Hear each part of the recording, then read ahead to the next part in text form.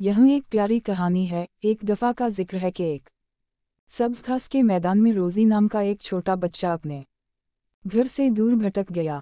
जब वो घास का मैदान तलाश कर रही थी तो वो रीमी नामी एक तेज़ खरगोश से ठोकर खा गई।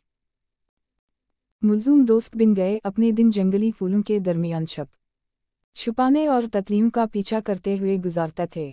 जैसे ही सूरज ग़ुरूब होने लगा, रोज़ी रीमी को अपनी बाहों में लपेट लेगी और वो सितारों को एक साथ टिमटिमाते हुए ख़ानदान से अलग हो गई। खौफज़दा और अकेले वो रीमी से लपट गई, जिसने उसे अपने ज़ेर ज़मीन बल की हिफाजत में ले लिया।